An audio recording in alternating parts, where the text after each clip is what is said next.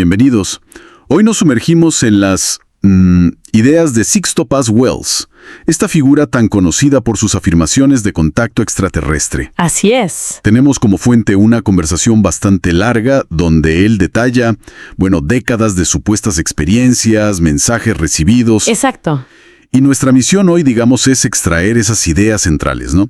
Sobre nuestros orígenes, la intervención extraterrestre, un supuesto plan cósmico, todo según lo que Paz expone en esa fuente específica. Claro, y es importante ese marco que mencionas. Nos vamos a enfocar en analizar las afirmaciones de esta fuente para entender la perspectiva que ofrece sobre nuestro lugar en el cosmos. No estamos aquí para validar o desmentir externamente, sino para comprender su narrativa. Perfecto, entendido. Y arrancamos con una idea que la verdad es sorprendente. Esto de que la humanidad es en esencia parte de un experimento cósmico. Sí, esa es como la piedra angular de mucho de lo que plantea. Totalmente. Paz dice básicamente que no somos solo producto de la evolución aquí en la Tierra. Habla de una siembra extraterrestre. Menciona experimentos genéticos, hibridación, mestizaje, hasta naufragios y deportaciones estelares. O sea, una mezcla de orígenes bastante compleja. Exacto. Para él, la historia humana no se entiende sin ese, como él lo llama, eslabón extraterrestre. Claro.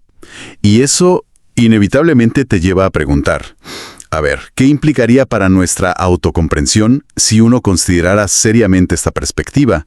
Cambiaría todo, ¿no? Definitivamente. Y fíjate que lo interesante es cómo él intenta conectar esta idea central con mitologías de todo el mundo. Es parte de su método argumentativo.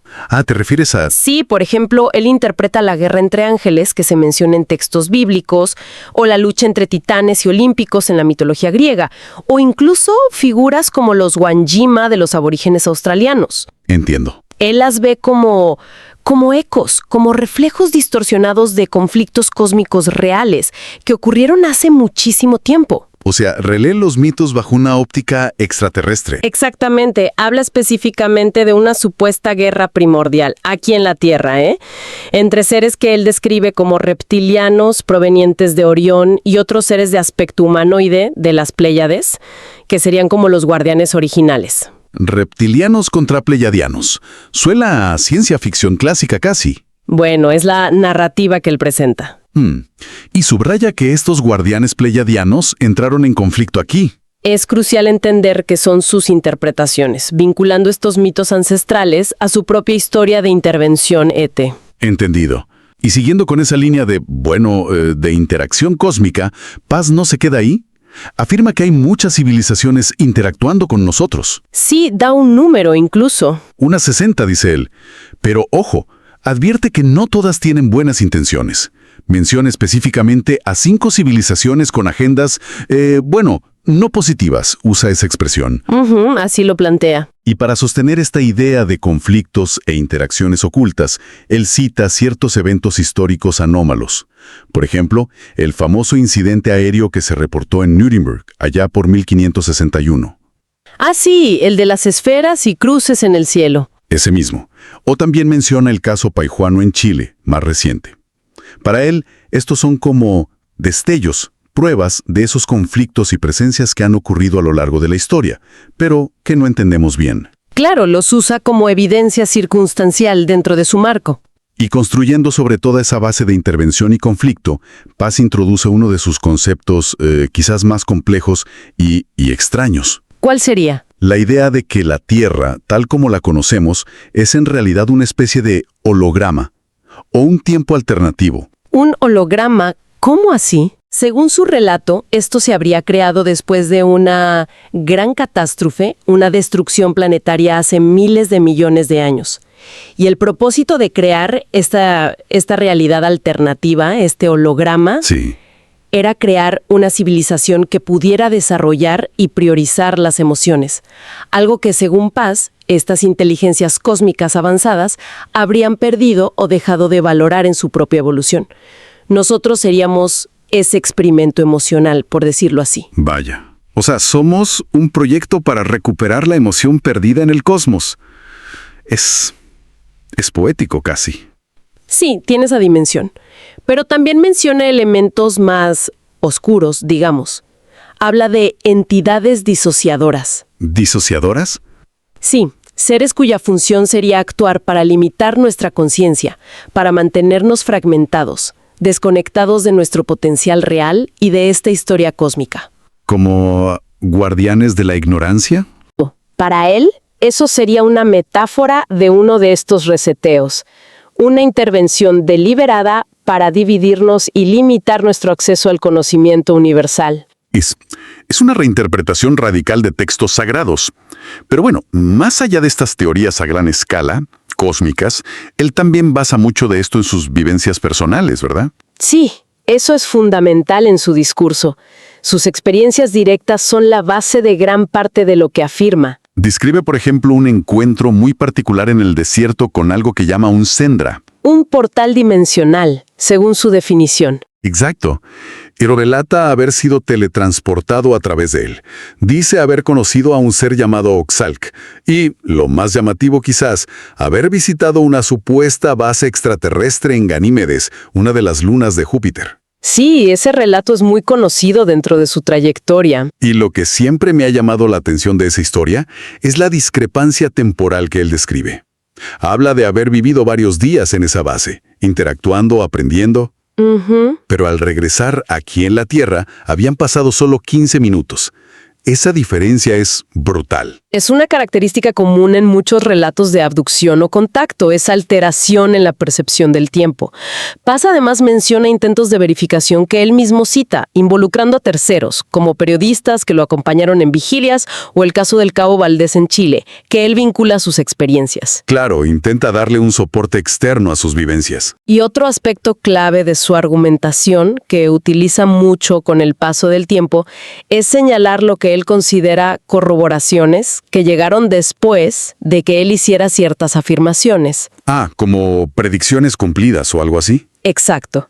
El ejemplo más famoso que él suele citar es una supuesta afirmación suya de 1974 sobre la existencia de océanos de agua líquida bajo la capa de hielo de Ganímedes. En el 74, mucho antes de que las ondas espaciales lo sugirieran. Décadas antes. Y luego, claro, los hallazgos de las misiones Galileo y posteriores sí apuntaron fuertemente en esa dirección. Él lo presenta como una prueba de la veracidad de la información recibida. Entiendo el punto. ¿Y qué otras corroboraciones menciona? Bueno, también establece vínculos entre su idea de la Tierra como holograma y ciertos conceptos o hallazgos en la física moderna. Menciona, por ejemplo, el experimento GEO 600, que buscaba ondas gravitacionales y detectó un ruido anómalo que algunos físicos especularon podría relacionarse con una naturaleza holográfica del universo. Sí, recuerdo algo de eso. También menciona a Michio Kaku, ¿no? Sí, cita a físicos teóricos como Kaku o estudios de universidades que exploran ideas sobre universos simulados o realidades holográficas, y los presenta como ecos de lo que él ya venía diciendo. Y también está lo del ADN basura, ¿verdad? Exacto.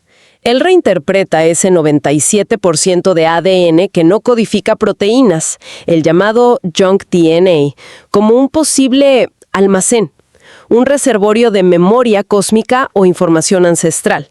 Y para apoyar esto, hace referencia a investigaciones reales, como las de Nick Goldman sobre almacenar datos digitales en ADN, o trabajos de científicos rusos sobre las propiedades ondulatorias del ADN. O sea, toma desarrollos científicos posteriores y los conecta con sus afirmaciones previas. Precisamente.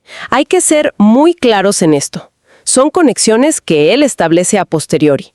Interpreta esos hallazgos científicos a través del lente de su propia narrativa extraterrestre. No es que la ciencia valide directamente sus afirmaciones iniciales. Queda claro, es su interpretación de esos desarrollos. Y finalmente, un tema que también toca bastante es el de las profecías. Menciona, por ejemplo, las famosas profecías atribuidas a San Malaquías sobre los papas. Sí, aborda el tema de las profecías, pero con un matiz importante. ¿Cuál sería? Que para él no son destinos fijos, ineludibles. No es que el futuro esté escrito en piedra.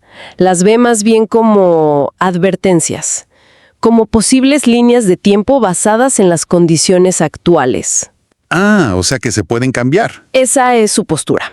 Sostiene firmemente que la conciencia colectiva y sobre todo el libre albedrío humano tienen el poder de alterar esos futuros predichos.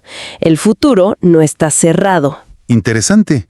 Menciona la idea de los 144,000, ¿no?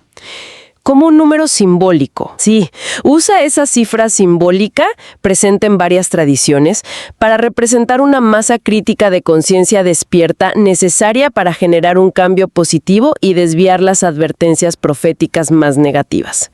Incluso llega a afirmar que ciertas catástrofes anunciadas fueron evitadas o mitigadas gracias a la oración masiva, o cambios de conciencia colectiva. La implicación es fuerte. Tenemos agencia sobre el futuro, colectivamente. Exacto. Desde esta perspectiva que él presenta, el futuro es dinámico, es maleable y responde a la intención y a la vibración, digamos, de la conciencia humana conjunta.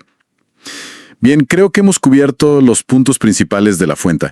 Para resumir entonces, las ideas clave que extraemos de esta entrevista con Sixto Paz Wells serían: primero, esta noción de la humanidad como un experimento extraterrestre, desarrollándose en una especie de realidad alternativa u holográfica.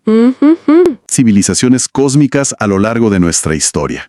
Tercero, la idea de que nuestro potencial evolutivo está intrínsecamente ligado al desarrollo de las emociones y la expansión de la conciencia. Correcto. Y cuarto, esta visión particular de las profecías, no como sentencias, sino como advertencias que podemos modificar a través de nuestra conciencia y libre albedrío colectivo. Exacto. Esos son los ejes centrales de la narrativa que presenta en esta fuente particular. Muy bien. Y quizás para cerrar, una reflexión final que emerge al analizar todo esto, sin juzgar su veracidad, sino solo su estructura narrativa. A ver.